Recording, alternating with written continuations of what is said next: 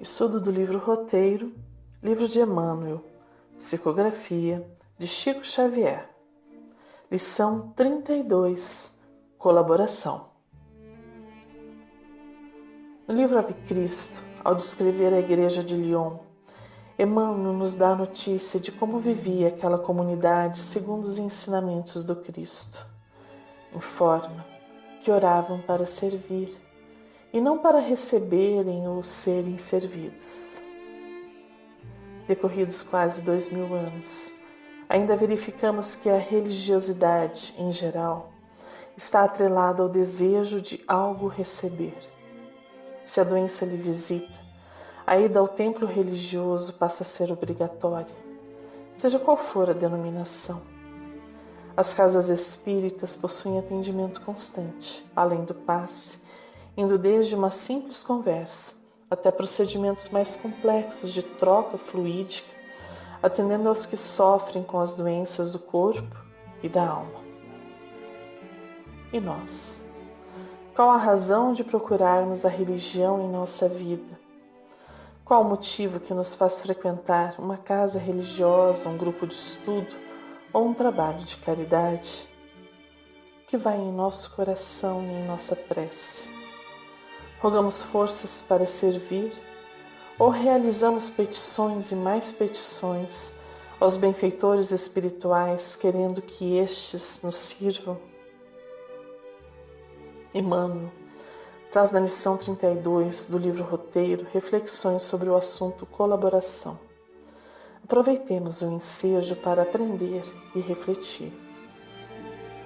Em sua condição de movimento renovador das consciências, a nova revelação vem despertar o homem para o lugar determinado que a providência lhe confere, esclarecendo, acima de tudo, de que o egoísmo, filho da ignorância, responsável pelos desvarios da alma, é perigosa ilusão.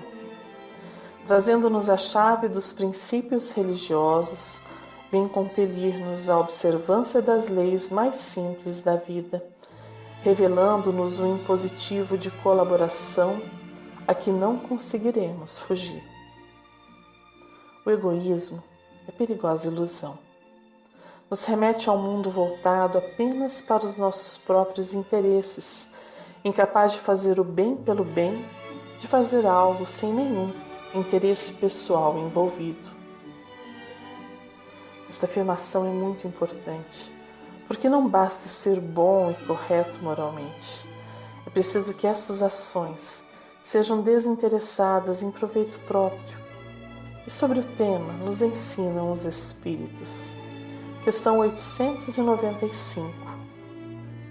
Posto de lado os defeitos e os vícios, acerca dos quais ninguém se pode equivocar, qual o sinal mais característico da imperfeição? O interesse pessoal. Frequentemente, as qualidades morais são como num objeto de cobre, a douradora que não resiste a pedras de toque. Pode um homem possuir qualidades reais, que levem o mundo a considerá-lo um homem de bem. Mas essas qualidades, conquanto assinalem um progresso, nem sempre suportam certas provas e, às vezes, basta que se fira a corda do interesse pessoal para que o fundo fique a descoberto.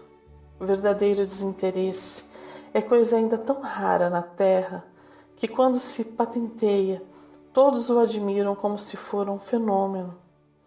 O apego às coisas materiais constitui sinal notório de inferioridade, porque quanto mais se aferra aos bens deste mundo, tanto menos compreende o homem o seu destino. Pelo desinteresse, ao contrário, demonstra que encara de um ponto mais elevado o futuro. Sigamos em frente para bem compreender a lição.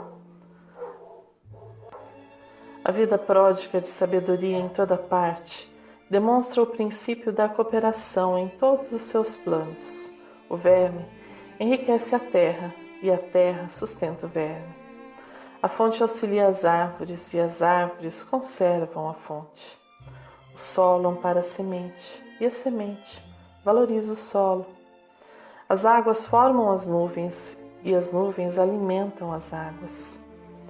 A abelha ajuda a fecundação das flores e as flores contribuem com as abelhas no fabrico do mel.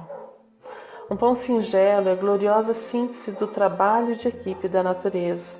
Sem as lides da sementeira, sem as dádivas do sol, sem as bênçãos da chuva, sem a defesa contra os adversários da lavoura, sem a assistência do homem, sem o concurso do moinho e sem o auxílio do forno, o pão amigo deixaria de existir. Um casaco inexpressivo é fruto do esforço conjugado do fio, do tear, da agulha e do alfaiate, solucionando o problema da vestidura. A natureza não existe apenas para fazer parte de nossa vida material, mas é o reflexo das leis que regem o universo, e observá-la muito nos ensina.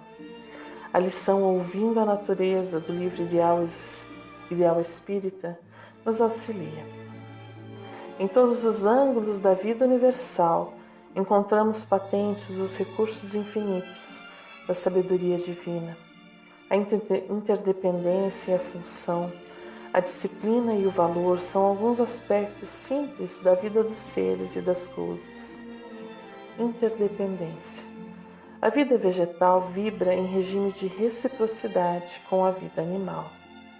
A laranjeira fornece oxigênio ao cavalo e o cavalo cede gás carbônico à laranjeira. Função. O fruto é o resultado principal da existência da planta. A laranjeira, conquanto possua aplicações diversas, tem na laranja a finalidade maior da própria vida.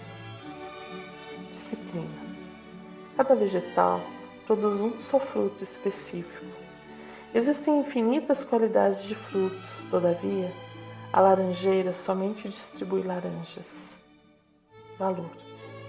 Cada fruto varia quanto às próprias qualidades. A laranja pode ser doce ou azeda, volumosa ou diminuta, seca ou suculenta. Antes do homem surgir na superfície do planeta, vegetal, há muito, seguia as leis existentes. Como usufrutuários do universo, saibamos assim que toda ação humana, contrária à natureza, constitui caminho a sofrimento.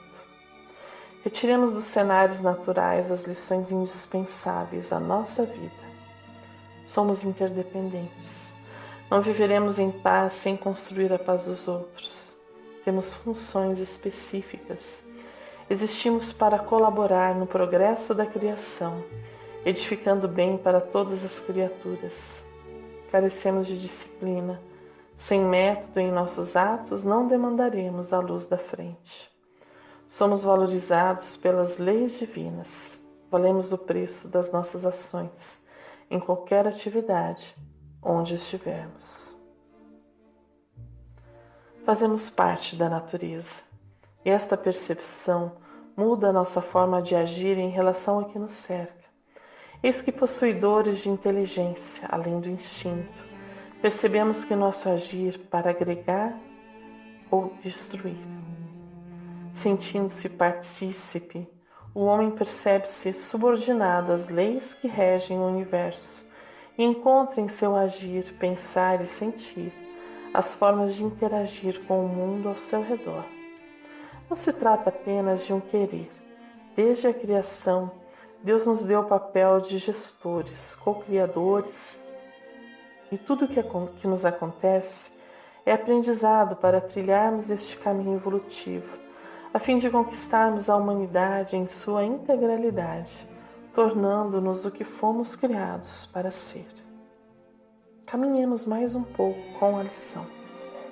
Assim como acontece na esfera das realizações materiais, a nova revelação convida-nos naturalmente a refletir sobre a função que nos cabe na ordem moral da vida. Cada criatura é peça significativa na engrenagem do progresso. Todos possuímos destacadas obrigações no aperfeiçoamento do espírito.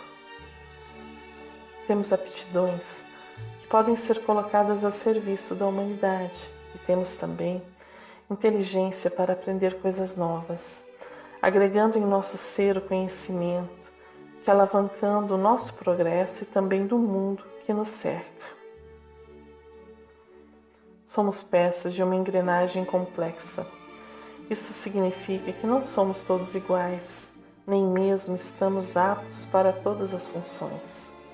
Nesta vida, nosso corpo irá potencializar as aptidões que nosso espírito já adquiriu e precisamos aprender a observar e compreender quem somos para bem servir. Não existem assim moldes aos quais devemos nos adequar. Somos únicos, com qualidades e equívocos, também únicos. Deixamos assim de olhar para o que o outro está realizando, para buscar em nosso íntimo o que nós podemos realizar, em nós e para a construção de um mundo melhor. Qual a vontade de Deus para a nossa vida? Quais as virtudes que possuo e que podem auxiliar o mundo a ser um lugar melhor? Percebo-me como colaborador na construção de um mundo melhor ou ainda transito nos sentimentos egoísticos que ainda habitam em tantos corações? Não se trata apenas de trabalhar ou fazer o bem. Trata-se de algo mais profundo que nos remete à fala inicial: servir. E a melhor forma de servir é o trabalho. Caminhemos mais um pouco com Emmanuel. Alma sem trabalho digno é sombra de inércia no concerto da harmonia geral. Cérebros e corações, mãos e pés, em disponibilidade, palavras ocas e pensamentos estanques, constituem congelamento deplorável do serviço da evolução. A vida é a força divina que marcha para diante. O bem mais precioso nos tempos atuais é o tempo, a todos dado igualmente, mas por poucos aproveitado. Tempo, como o estamos usando? Humberto de Campos nos diz: o trabalho entre as margens do amor e da reta consciência é a estrada de luz que te conduzirá ao paraíso, a fim de que a terra se transforme no divino espelho da glória de Deus. Pedimos ao Pai Celestial, quando oramos o Pai Nosso: venha a nós o vosso reino, pois é justamente o que estamos fazendo neste exato momento, se estivermos usando bem o nosso tempo. Estamos construindo o reino de Deus na terra, ou como diz Humberto de Campos, estamos trabalhando para que a terra se transforme no divino espelho da glória de Deus. Deus não vos pede que vivais em austeridade e privações. Não pede que vos cobrais com o cilício, quer apenas que vivais conforme a caridade e o coração. Ele não quer mortificações que destroem o corpo, quer que cada um se aqueça ao seu sol. E se fez raios mais frios que outros, foi para dar a compreender a todos quanto é forte e poderoso. Não vos cobrais com cilício, não fustigueis vossa carne aos golpes da disciplina. Para trabalhar na vinha, é preciso ser robusto e poderoso. O homem deve ter o vigor que Deus lhe deu. Ele não criou a humanidade para a transformar em raça bastarda e macilenta. Ele a fez como um manifesto de sua glória e de seu poder. Texto da Revista Espírita de 1862, A Vinha do Senhor.